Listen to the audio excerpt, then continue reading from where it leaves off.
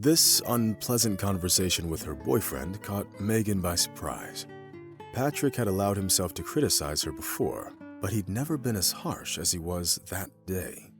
That evening, the man seemed to have lost it. He was meticulously going through all of Megan's shortcomings, which hurt her deeply. Somewhere in the back of her mind, the woman understood that the problem most likely had something to do with Patrick's parents, who were successful business people and dreamed of strengthening their financial position with the help of their son's successful marriage. Being from a poor family, Megan didn't fit their criteria, and therefore they considered her unworthy of their son. Apparently, their displeasure had an effect on the young man and eventually influenced Patrick's relationship with his girlfriend. Despite his good looks and charisma, the wealthy young man seemed to have no opinion of his own and depended on his parents for everything. That was why Megan often had to listen to his criticism, which she was rather tired of. Patrick started by hinting that he didn't like the dinner she cooked. Then he went on to criticize Megan's job, which he believed didn't pay enough to provide a worthy contribution to their future family.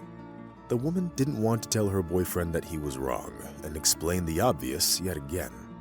Patrick himself didn't have a job at all and relied on his parents' money to provide his share of the family budget. Understanding where it was all coming from, Megan tried to smooth out the conflict, but there was no stopping Patrick.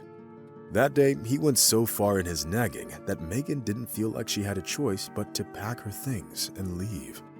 "Go ahead, leave. Good riddance. I won't be coming after you," Patrick said as she left. Megan wandered down the deserted street, trying to ignore the wind that was burning her cheeks, wet from tears. The woman was feeling miserable, and the only thing she could and wanted to do at that moment was to find a cheap motel and get a room there as soon as possible. Fortunately, after an hour and a half of fruitless wandering, Megan finally got lucky when it was already getting dark outside. She found a motel on the outskirts of the city, which stood out among the other buildings because of its impressive size. Having come to its entrance, Megan almost immediately saw a sign on the door, which read that due to the change in ownership, the motel was hiring new staff.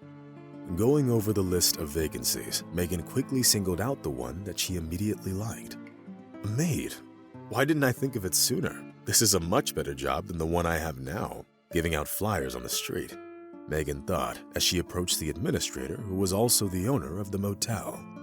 After a brief conversation, they came to an understanding, which included Megan getting a job, as well as a room on the first floor where she could stay indefinitely. "Thank you, Mr. Matthews. Trust me, you won't regret hiring me. I can start right now if you need me to," Megan exclaimed joyfully. "Well, now you need to settle down in your room. Have a rest. You can start tomorrow morning," the owner answered with a smile. Benjamin Matthews was a pleasant man of about 55 with sad brown eyes and gray hair at the temples. He realized that the woman who came to ask for a job in the middle of the night clearly needed some help. That was why he offered Megan to stay at one of the motel rooms for free and for as long as she needed. At the same time, Benjamin Matthews promised the young maid a pretty good salary, which was significantly higher than what she was earning before. The next morning, Megan woke up earlier than usual and got to work right away. Moving from one room vacated by the guests to another, she wiped off the dust, changed the bedding, and cleaned the floors. By and large, the work wasn't all that hard, although it did require a lot of strength and energy. Megan's youth and determination helped her at all of her jobs so far, whether it was working as a maid or handing out flyers on the street. On Megan's first day at the job, Mr. Matthews already realized that he'd made the right decision when he chose to give the young woman a chance.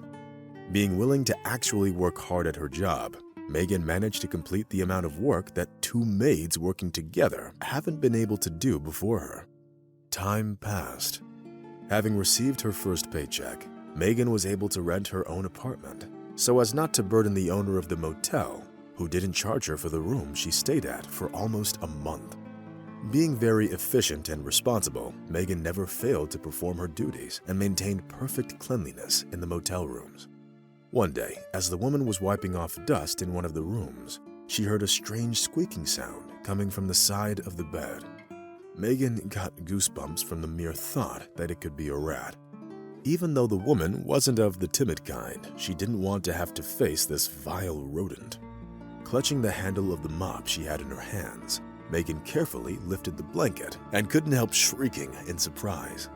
To her great relief, it wasn't actually a rat that was making that noise, but a small puppy that somehow ended up in the motel room. Having crawled under the covers, the puppy was whimpering softly and sniffing the air, moving his black, wet nose from side to side. "Hey, how did you get in here? And where's your owner?" the woman whispered, picking up the puppy. Of course, the animal couldn't answer and simply poked his muzzle into Megan's hand and licked her fingers. "You must be hungry. Come on, I'll share my lunch with you," the young maid said, smiling. Soon, the puppy was already devouring pieces of cheese and bacon that the woman pulled out of her sandwich for him. Watching the puppy greedily gobble up the treat, Megan caught herself thinking that she wanted to keep the cutie. Fortunately, the young maid's shift was coming to an end, which allowed her to take the puppy home right after he was done eating. Clutching the tiny, warm fluff ball, Megan felt truly happy for the first time in several months. On their way home, the puppy fell asleep, and looking at him, Megan decided to name him Ralph. She didn't really have a particular reason for choosing that name. The young maid simply liked it. For some reason, it made her feel happy. Ralph turned out to be an extremely smart dog who gave his owner virtually no trouble at all. Although at first he could easily chew on her slippers or peel off the wallpaper in the hall. But none of these things were even remotely comparable to all the good he brought into Megan's life. The amount of joy and positive energy that Ralph brought into his owner's life helped her to better handle all the hardships of her job. Time flew by, turning the tiny puppy into a lean, handsome dog. Ralph grew up to be a rather large dog, which indicated that one of his parents was most likely a Labrador. Megan often put her pet on a leash and took him for a walk in the city park, especially in the evenings. The young maid had never allowed herself to stay outside late at night before, but she felt calm and safe with Ralph. One evening, she witnessed a rather strange incident during one of their walks. At first, her attention got attracted by the loud screams that were coming from the nearby bushes.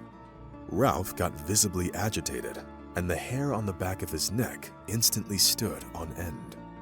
Barely managing to keep the dog on the leash, Megan carefully parted the bushes and saw 3 tipsy young thugs beating up a homeless person in a secluded part of the park. The forces were clearly unequal, and the homeless man had virtually no chance of winning the fight. "Let him go, now!" Megan shouted and touched Ralph's scruff with her hand. The men didn't immediately realize the danger they were in and continued to beat up the homeless man.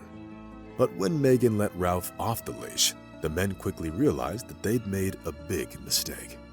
Growling furiously, the huge dog quickly forced the thugs to run away, scared, which made the homeless man lying on the ground incredibly happy. "Thank you, miss. If it weren't for you and your dog," the man started saying, but Megan brushed him off.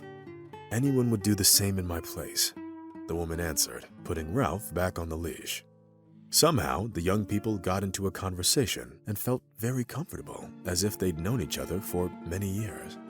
As it turned out a little later, the name of the man that Ralph had saved was Jacob. In fact, that was the only thing that the homeless man knew for sure about himself. Unfortunately, Jacob didn't remember anything about his past due to a head injury he suffered under some mysterious circumstances. About a year ago, some homeless person found him in a roadside ditch with a broken head. The man didn't have any money or documents on him that could help identify him.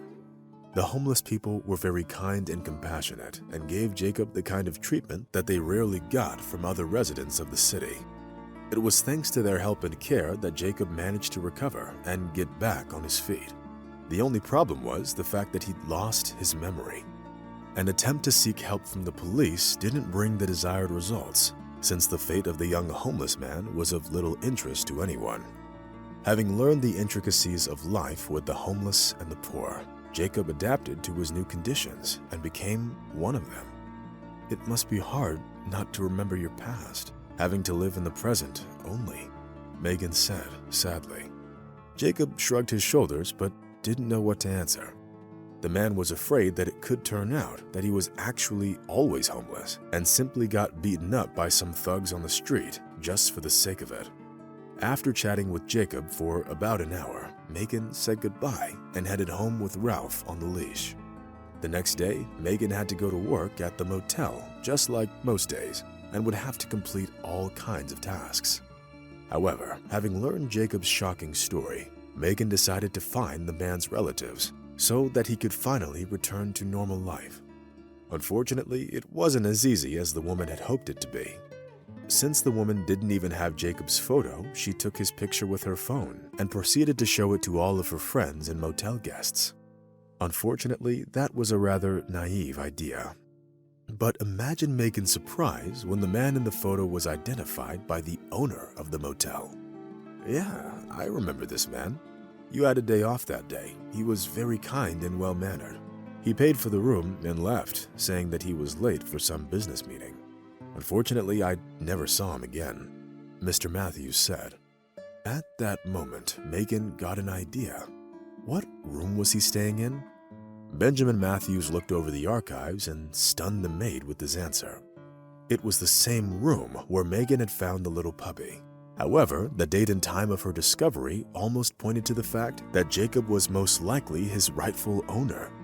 After learning the real name of the homeless man, Megan found his parents on social media. Jacob turned out to be a successful businessman who came to Chicago on a business trip that fateful day. Unfortunately, by an evil twist of fate, he got mugged. When Megan reached out to Jacob's parents and they finally found their son, he remembered everything. That day, he picked up a stray puppy on the street, intending to take him home after his business trip was over. Having left the puppy in the motel room, the businessman ended up losing his memory and disappearing for a year. And now, marveling at the cruel joke fate had played on him, Jacob looked at his saviors and couldn't hold back his tears. Megan and Ralph didn't just help the businessman get his memory and former life back, but also made him believe that good will always triumph over evil. No matter how long it might take, 1 minute or an entire year.